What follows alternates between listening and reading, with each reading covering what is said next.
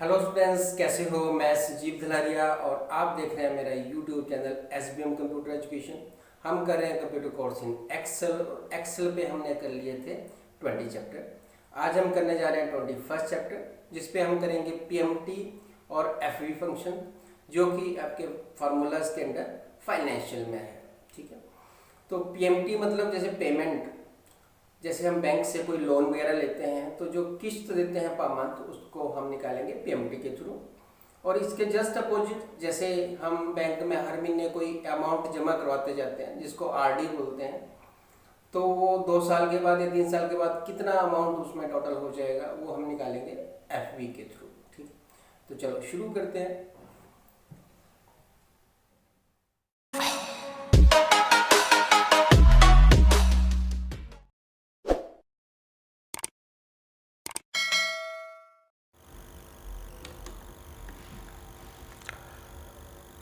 तो आज हम करेंगे फार्मूला पे इंसर्ट फंक्शन के अंदर फाइनेंशियल करेंगे। इसको हम इधर से भी कर सकते हैं, जैसे फाइनेंशियल है। फाइनेंशियल में हम करेंगे PMT फंक्शन को, PMT, जैसे PMT। ठीक है, तो इसमें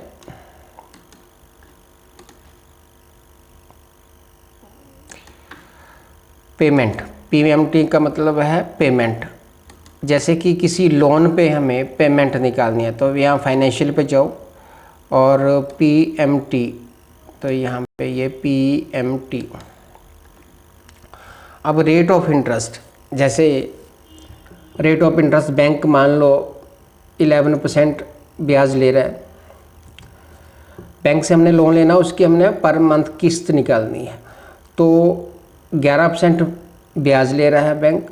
अब ये जो रेट ऑफ इंटरेस्ट होता है ये एनुअल होता है, तो आपने अगर हर महीने किस्त देनी है तो साल में कितनी किस्तें दोगे? 12। तो यहाँ डिवाइडेड बाई 12, ऐसे स्लैश करके 12 लिखना है। ऐसे ही NPER, total number of payments. अब कितने साल में आपने इसको ख़त्म करना है लोन को? 5 साल में, 10 साल में। तो नंबर ऑफ ईयर्स, जैसे मान लो 10 साल में ख़त्म करना है तो 10 यहाँ मल्टीप्लाई करना है, मल्टीप्लाई बाई 12, या तो सीधा 120 लिख दो या 10 मल्टीप्लाई बाई 12 ऐसे लिख दिया।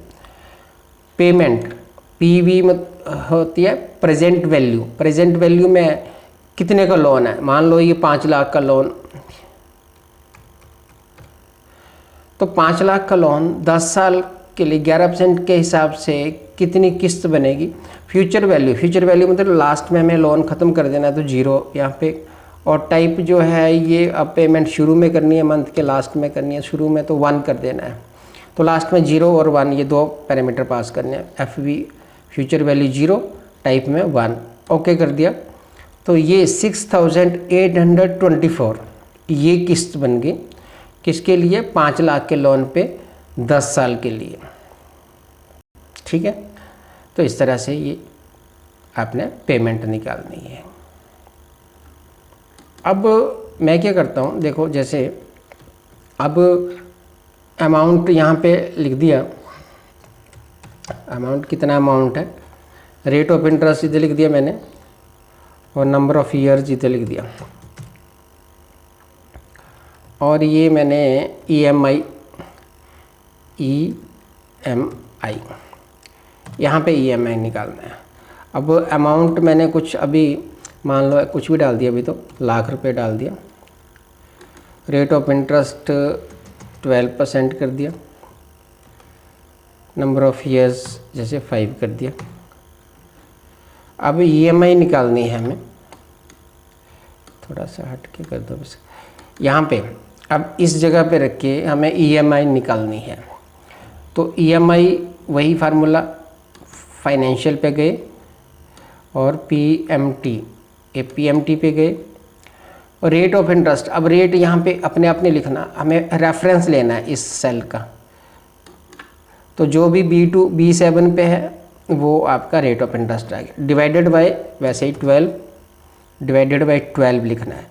अब नंबर ऑफ पेमेंट्स दूसरे पैरामीटर में, ये नंबर ऑफ ईयर्स पे डिपेंड करता है, तो नंबर ऑफ ईयर्स ये है B8 मल्टीप्लाई बाय, यहाँ पे मल्टीप्लाई करना है 12 से, मतलब क्योंकि एक साल में 12 किस्तें होती है, तो फिर कितने 5 साल में जो है जितनी भी होंगी। प्रेजेंट वैल्यू यहाँ पे ये वाला सेल का रेफरेंस लेना है B6 का, ठीक है। तो ये तीनों अपने रेफरेंस, फ्यूचर वैल्यू में 0, टाइप में 1, ये 5 पैरामीटर अपने पास कर दिए। ओके जैसे करेंगे तो ये आएगा 2202, ये किस्त बनी 1 लाख के लोन पे 12% के हिसाब से 5 साल के लिए। तो इधर हम फिर जो भी करना चाहें, हम बोलते हैं कि 2 लाख या 3 लाख का लोन पे, तो यहाँ पे अमाउंट चेंज करो। तो ये देखो 3 लाख के लोन पे ये अपने आप EMI आ गया 6,607।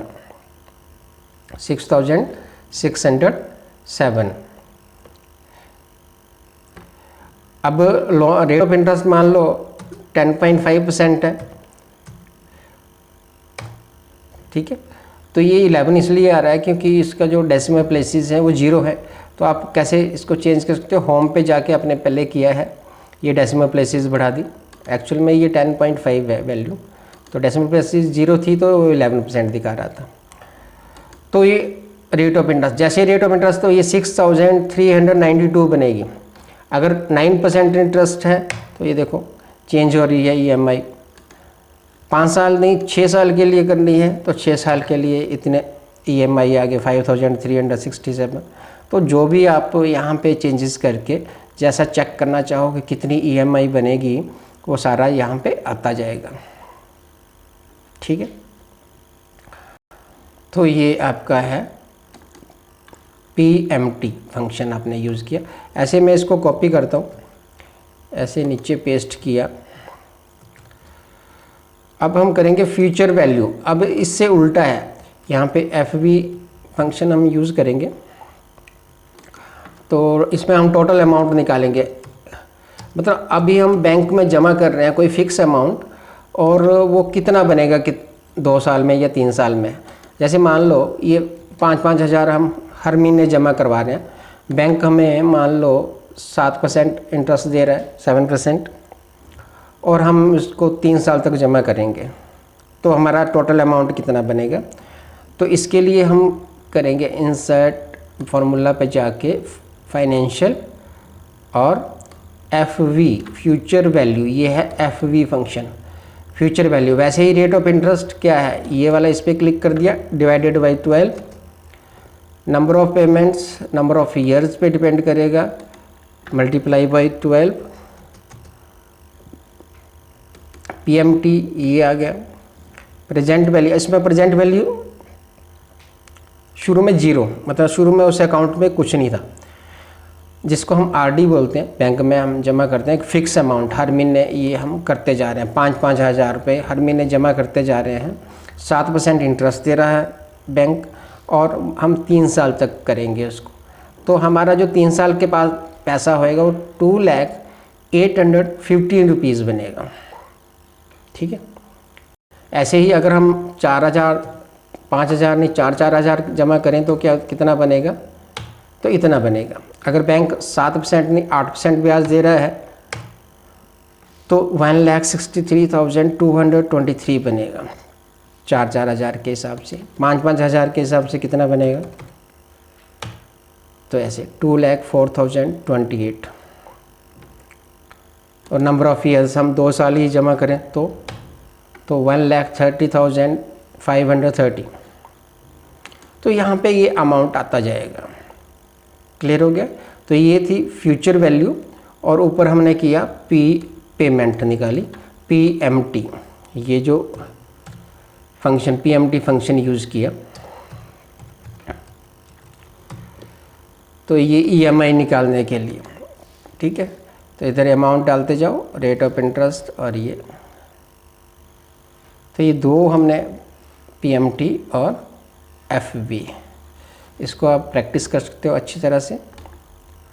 और फिर उसके बाद हम जैसे FD होता है, FD क्या होता है कि कोई अमाउंट हमने बैंक पे जमा किया और वो 1 साल के बाद 1 साल की FD की या 2 साल की या 10 साल की, ठीक है। तो वो उसके बाद का कितना अमाउंट बनेगा। तो बैंक उसमें एफडी में थोड़ा सा ज़्यादा इंटरेस्ट देता है, ठीक है, क्योंकि कोई भी एफडी ये करता है तो वो 1 साल या 2 साल जितनी भी की हो उसमें निकाल नहीं सकता, बीच में निकालेगा तो उसको इंटरेस्ट नहीं मिलेगा, ठीक है।